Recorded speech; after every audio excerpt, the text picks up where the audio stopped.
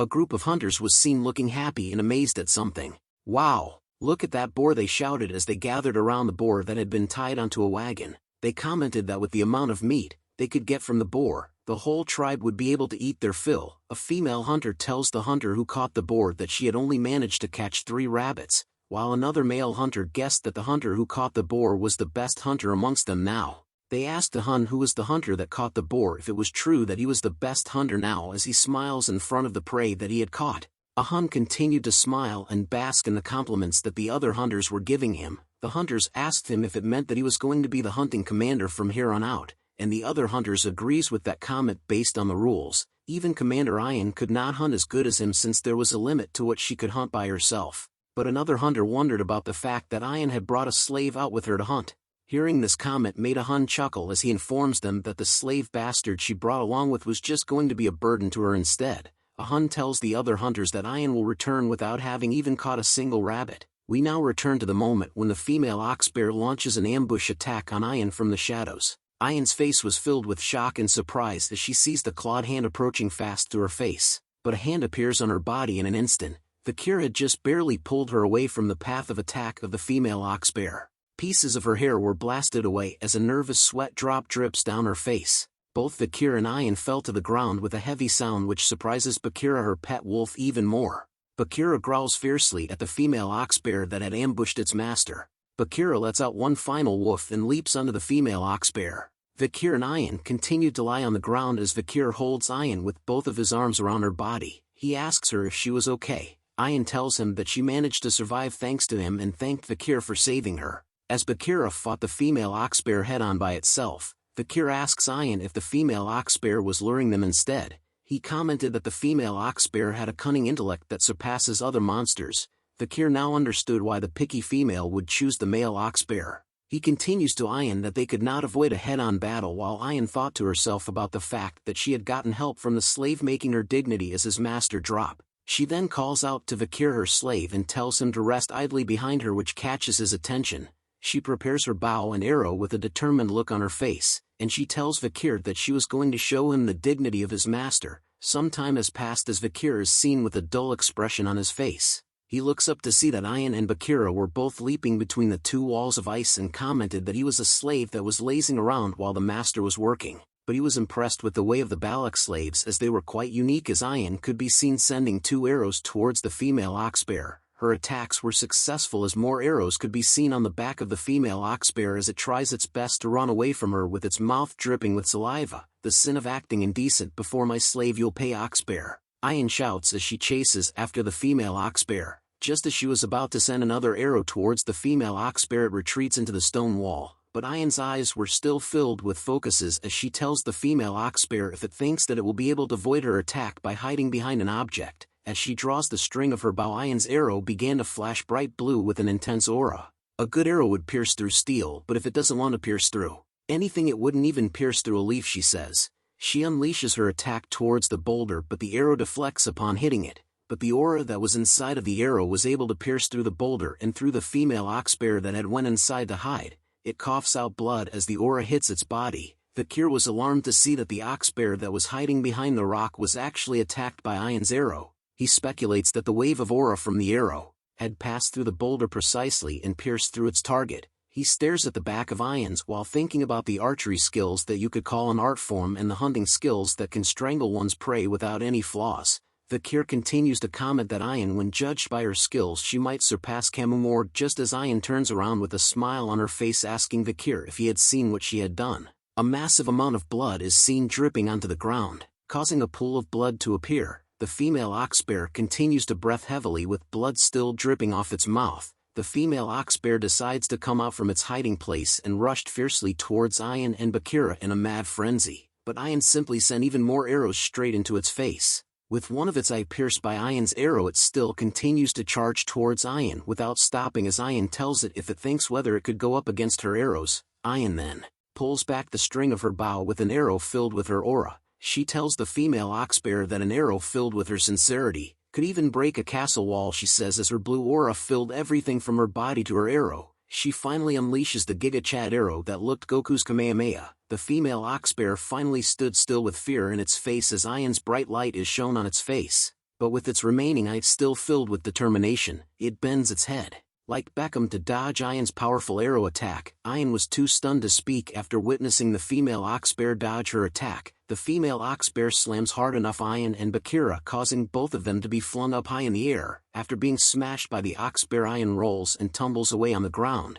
She lays flat on the ground for a moment without an inch of muscle even moving, but she soon awakes and opens her eyes while thinking. She recalls a memory of her mother who told her that when a beast with dull senses nears death, they can sense the killing intent of a person. Ian thought about how she was careless, thinking that she had cornered it perfectly, but didn't expect that the last arrow she shot with righteousness was dodged that easily. Ian grunts hard as she tried to pull herself off from the ground. But looky here, ladies and gentlemen, the female ox bear she tried to kill was right in front of her face, with its only remaining eye glowing a deep, angry red color. It laughs out loud and showed its fierce sharp fangs while salivating over the fact that it was going to eat our cutie pie Ian.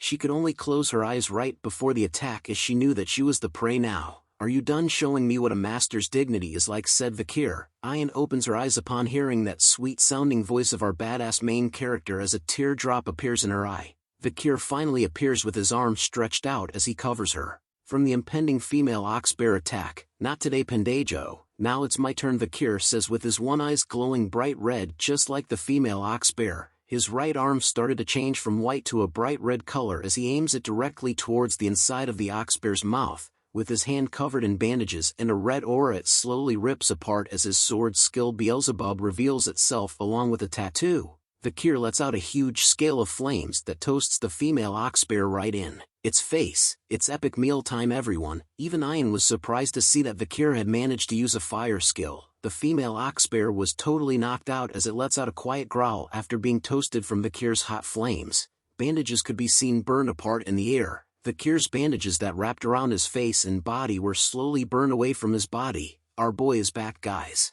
Ian could only blush upon seeing Vikir's glorious body that was hidden by the bandages, but Vikir spoke out that he knew it. Using that skill was too much for his body as a dizzy and hazy feeling came over his body as his eyes turn white. He falls forward flat on the ground, which shocks Ian, while the female ox bear was also laying on the ground completely toasted. "Vikir!"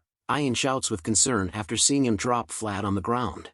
A big campfire could be seen lighting the Balak's campsite with ease. The members of the tribe were celebrating by singing out loud and dancing around the campfire. The spoils of the hunting event could be seen everywhere, especially the female ox bear that our boy Vikir had helped Ian to capture from before. Vavs hung at the back of the party. A giant pot of food is seen being lit by a fire as the member of the tribe hands out bowls of food to the others. A weird tribal mask with teeth is seen as Ian explains to Vikir that the hunter who catches the largest prey receives the villagers' respect and admiration. Vikir and Ian are both seen wearing the mask on their heads. Ian asks Vikir about how he felt about becoming the hunting hero. Vikir takes a look at the mask and tells her that it was nothing much. Hearing that comment made Ian tell Vikir that as a slave his issue was his half-assed reactions.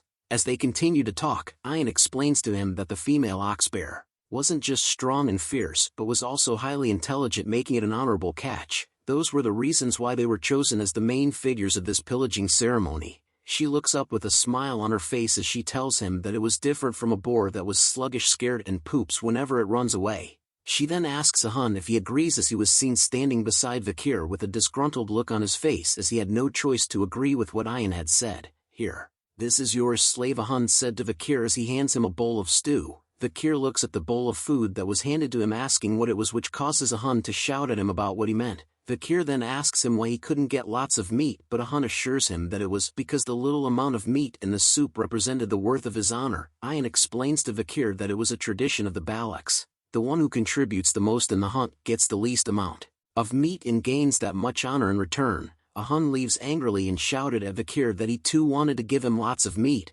Vikir thought deeply about how being more honorable meant having less meat. He wonders what use was some useless honor over having lots of meat instead. Ian giggles to herself because of Ahun, as seeing his sour expression meant that he was really pissed. Vikir continues to think to himself that the meat wasn't what he really wanted to obtain in the hunt. It was the 600 kilograms stability which stems from Beelzebub after catching the ox bear. He looks at his hand with his Beelzebub skill activated. His first slot contained the Flame Cerberus skill rank A+, while his second slot was filled with the 600 kilograms stability ox bear rank A. with his last slot filled with durable life Merciel rank A. He wonders if the ox bear skill would allow him to increase his weight by 600 kilograms while holding his breath. As he ate the bowl of food given by a Hun, Vikir notices that after Beelzebub absorbed the ox bear his body had recovered a lot. Hey slave, Ian says as she presented to Vikir a bowl. The bowl contained things so nasty that the artist himself had to vomit after drawing it. The studio had to censor how it looked to save you guys watching this video. Ian blushes slightly while asking Vikir if the bowl of food he had wasn't enough and that the bowl she was giving him was taken away from the shaman who wanted this particular meat, but instead she had taken it to give it to Vikir as it was his hunter's right. Vikir brushes her off by telling her that he had already gotten a portion of meat, a bowl of blood and a portion of intestines. Ian shouts at him that he has to eat what she was giving him. She continues to scold Vikir by saying that if his eyes were bad he should eat the eyes, and that if his heart was weak he should eat the heart, and if he had weak limbs he should eat the legs. As Ian continues to scold him, Vikir thought about how the long, purple censored thing was the intestine, and if it meant that his insides were weak. 3 female barbarians appear behind Ian. They booed her together and stated that they knew what she was planning on doing to Vikir and could see through her motives. Ian hears their shouts and seems and tells them to shut up. Vikir takes a bite of the censored food and thought about how it was very chewy. He soon swallows the food down his throat, which Ian spots and smiles happily. She continues to smile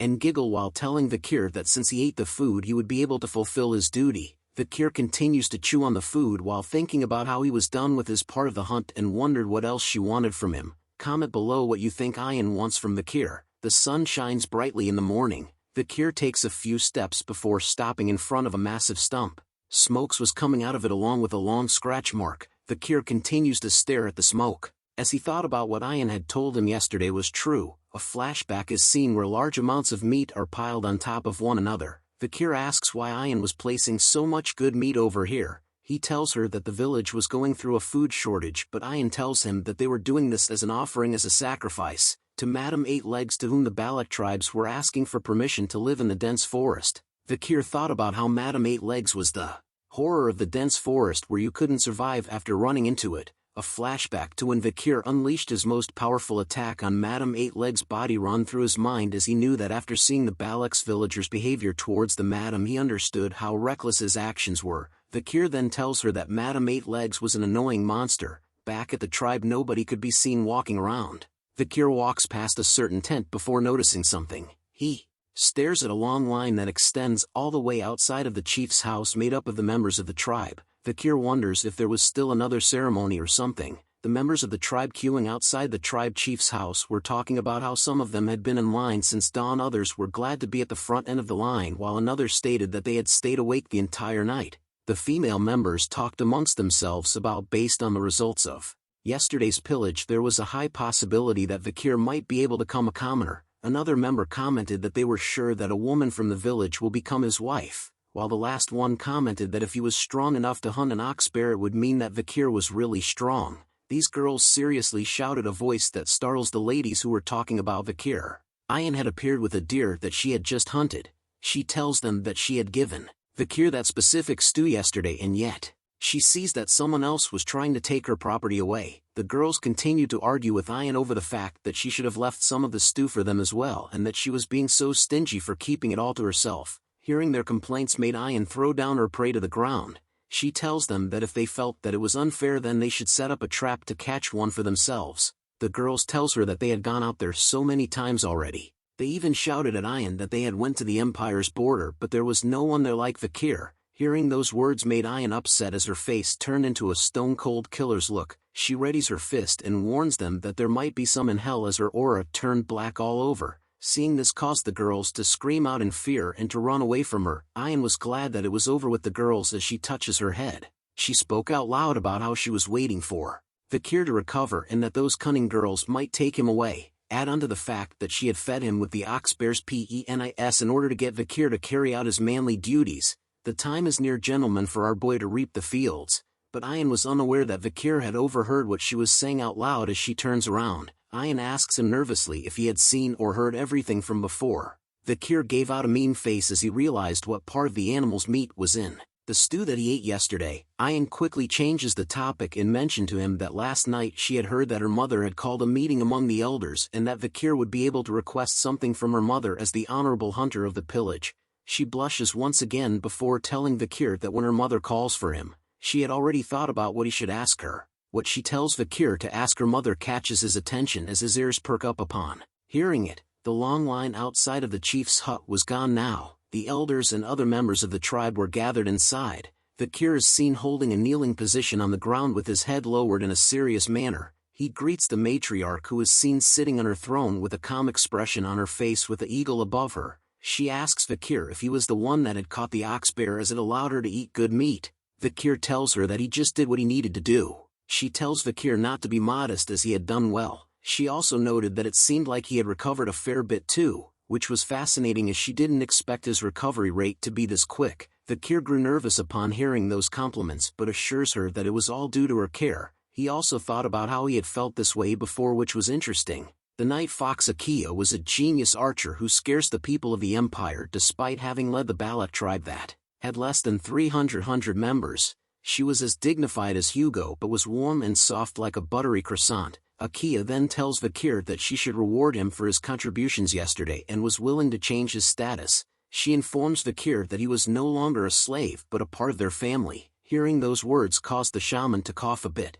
Vikir notices this reaction and recalled that Ayan had mentioned to him that the elders were dissatisfied about his status change. He looks at the shaman and recognizes him as the old man who smeared ashes on the hunters' faces as the Balak shaman called a Human, who was also a Hun's grandfather. Akia slowly stood up from her throne while asking Vikir to tell her what he wanted, as he was now officially a member of the Balaks. She offers him her hand and tells him that since he was part of the family, even though she did not give birth or raised him, she was willing to accept his request. Akia tells him that if he wanted a beautiful village maiden, then she would give him and his partner her blessing, or if he didn't want a partner, a slave would be fine too. Ayan could be seen doing some Naruto hand seals with her arms towards Vikir, which translates to "You didn't forget what I told you, right?" Vikir could see her actions and takes a moment to close his eyes. He then tells Akia that he does have one request. She then tells Vikir to tell her comfortably while looking at Ayan, as she noticed that she was signaling to Vikir like crazy and wondered if she really wanted him that badly. Vikir had a darkened expression on his face as he hesitated to ask what he wanted, but with a determined look on his face he tells Akia that he would like to bathe in the hero's spring. The elders and other members, including Hun, were shocked to hear about what Vikir was requesting from their leader, while Ayan was smiling from ear to ear. "The hero's spring," said Akia with a serious look on her face. "Are you aware of what you're requesting?" she said sternly to Vikir. Thanks for watching the latest part from the voice of Manhwa. Subscribe for more content and don't forget to comment below what you want to see in the future. Like and share for more.